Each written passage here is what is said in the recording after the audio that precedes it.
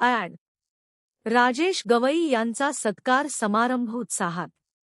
जळगाव. सम्यक प्रबोधन मंच व प्रबुद्ध प्रबोधिनी जळगाव यांच्या वतीने जळगाव जिल्हा वकील संघाच्या उपाध्यक्षपदी निवड झाल्याबद्दल ॲड. राजेश गवई यांचा सत्कार समारंभ आयोजित करण्यात आला आहे. सामाजिक बांधिलकी जपणारे व्यक्तिमत्व म्हणून ॲड. गवई यांच्या या निवडीबद्दल विविध स्तरातून त्यांचे अभिनंदन करण्यात येत आहे. हा सत्कार समारंभ 8 ऑगस्ट 2026 रोजी सकाळी 10:30 वाजता पद्मालय सर्किट हाऊस, जळगाव येथे आयोजित करण्यात आला. कार्यक्रमाच्या अध्यक्षस्थानी ॲड. समाधान सुरवाडे, विधी तज्ज्ञ, जळगाव, राहणार आहेत. यावेळी प्रमुख अतिथी म्हणून मा. डी. बिन्हाडे, माजी तहसीलदार, प्रा. डॉ. सुरेश तायडे, ॲड. दीपक सोनवणे, आयु. महेंद्र सोनवणे, जी समन्वयक, मिडकोन, यांची उपस्थिती राहणार आहे. या कार्यक्रमाच्या आयोजनासाठी प्रा. यशवंतराव मोरे, वसंत सपकाळे, कौठ भालेराव, सजनभाई भालेराव, प्रा. सुहास बागुल, प्रकाश बारी यांच्यासह विविध मान्यवरांनी पुढाकार घेतला आहे. ॲड. राजेश गवई यांच्या निवडीचा गौरव करण्यासाठी नागरिक, सामाजिक कार्यकर्ते व वकील बांधवांनी उपस्थित राहावे, असे आवाहन आयोजकांनी केले आहे.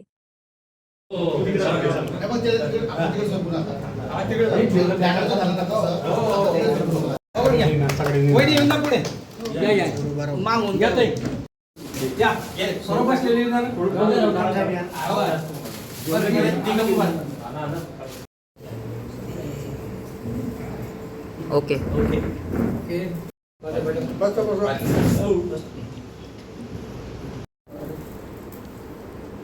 अभिनंदन तुमचं. धन्यवाद. आणि एक बौद्ध समाज. ओके.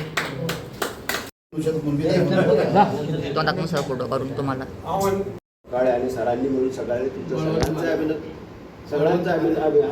सगळ्यांचं अभिनंदन करतो. आणि वसंतराव सपकाळे यांना ज्यांच्या एका इथे जमलेले सगळे माझे बंधू, स्नेही आणि माझे गुरुवर्य आणि ज्यांच्या संविधानामुळे, ज्यांच्या विचारामुळे मी आज इथपर्यंत पोहोचलेले असे आपले भारतरत्न डॉक्टर बाबासाहेब आंबेडकर यांना अभिवादन करतो. आणि मी एक ग्वाही देतो की मी या जळगाव जिल्ह्यामध्ये 1994 आलो होतो. 94 नंतर मी या ठिकाणी ॲडमिनिस्ट्रेटिव्ह ऑफिसर होतो. त्याच्यानंतर मी इथेच मनेरला शिक्षण घेतलं. याच ठिकाणी मी 2007ला सरकारी वकील झालो. आणि सरांनी सांगितलं आहे, साहेबांनी सांगितलेलं आहे की सामाजिक बांधिलकी आहे.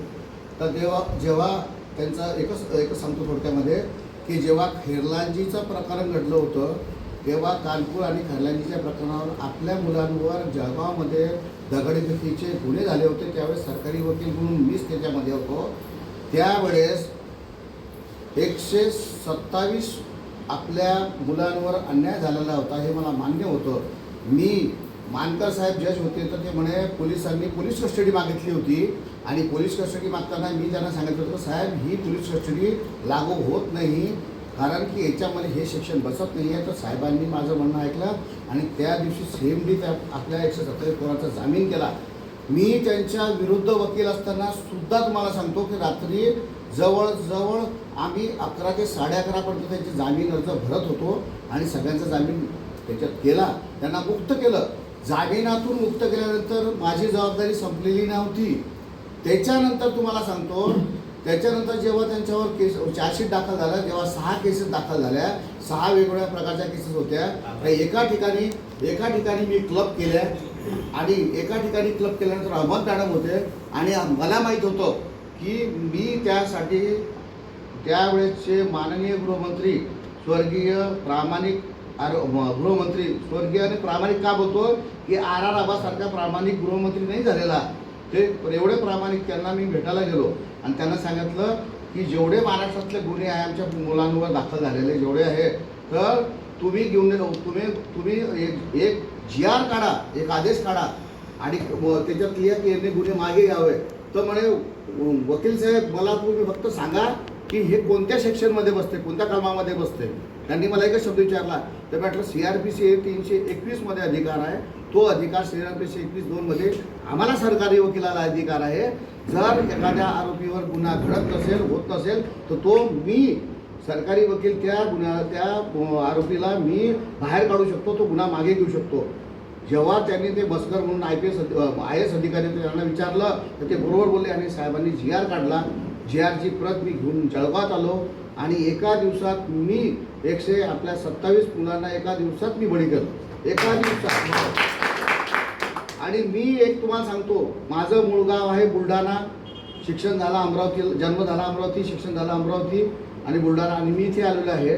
तर माझं इथे स्थायिक होण्याचं माझ्या वडिलांनी एकच कारण विचारलं होतं की तू जळगावमध्ये का बरं स्थायिक होतोय, तिथे आपलं कोणी ओळखीचं नाही, तिथं नातेवाईक नाही, आपल्या म्हणजे वकील नाही किंवा कोणी नाही, का बरं.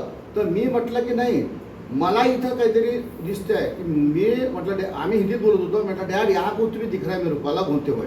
आणि मला वाटते असं, कारण की मला माहीत आहे इथले वकील लोक आता तर वकील संख्या आमची वाढली म्हणून ठीक आहे, तो वाटेवर मे बी तो प्रश्न नाही आहे. पण जेव्हा मी आलो होतो तेव्हा फक्त आम्ही 4-5च वकील होतो. एक D.R. झाटे साहेब होते, राजेश झाटे साहेब होते, CK सोनवणे होते आणि मी होतो. बाकी असे हे जे नंतर आले हे नंतर आलेले आहे. चला आम्ही 4च होतो.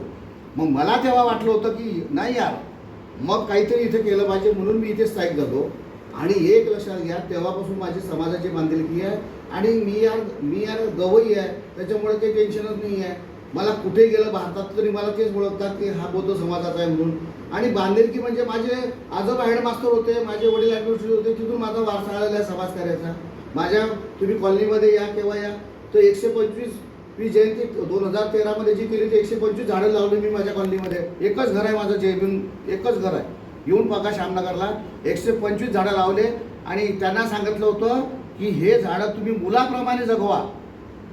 आणि त्यांनी जगवलेले आज आमच्याकडे जवळजवळ 450 झाडं आहे आमच्या एरियामध्ये. भालेराव साहेब येऊन गेलेले आहे माझ्या एरियामध्ये. सगळ्यात जास्त पाऊस पण माझ्याच एरियात पडतो, सगळ्यात जास्त थंडी पण माझ्याच एरियात वाजते आणि सगळं माझा भाग तसा.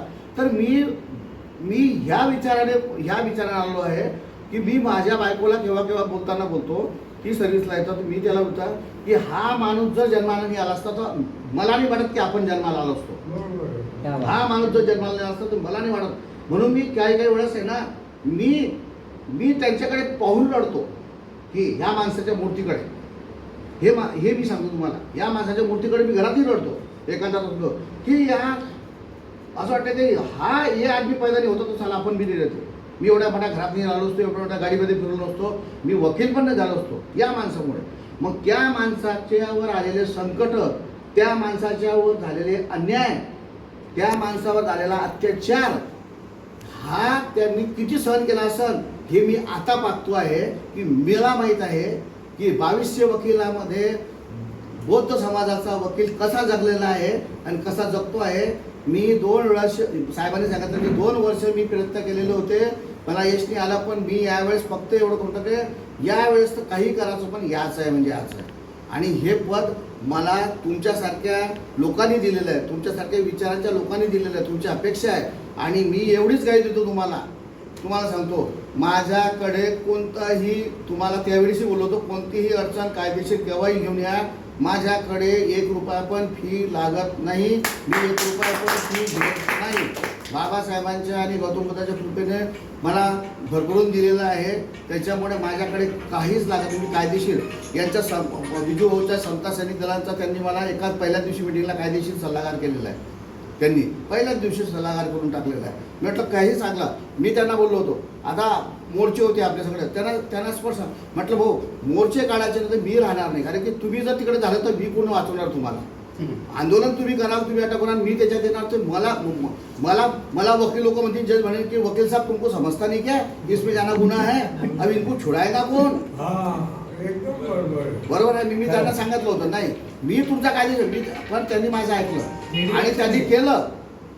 आणि म्हणजे कसं आहे, म्हटलं मूक मोर्चा काढा, तुम्ही मोर्चा काढायला बंदी नाही आहे, मागण्याला बंदी नाही आहे, तुम्ही हिंसक प्रवृत्ती नका करू. बघतो पोलिसांना काय पाहिजे, हिंसक प्रवृत्ती नको पाहिजे आपल्याला.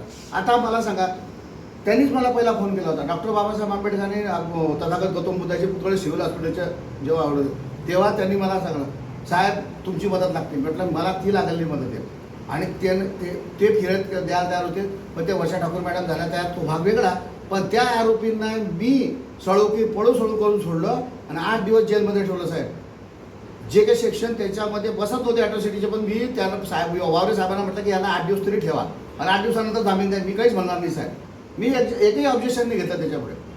आणि त्याच्यामध्ये मला आमचे मोठे बंधू राजेश झाडे साहेबांनी भरपूर मदत केलेली आहे. ते म्हणे तू सांग काय करायचं. म्हटलं भाऊ असं असं करायचं आहे, हे करायचं आहे, असं असं करायचं आहे, मी असंच आर्ग्युमेंट करणार आहे, मी असं बोलणार आहे, मी नाही म्हणे नाही. म्हटलं सुटू तर देणार नाही मी, कोण नाही हलते, तुम्ही काही करा.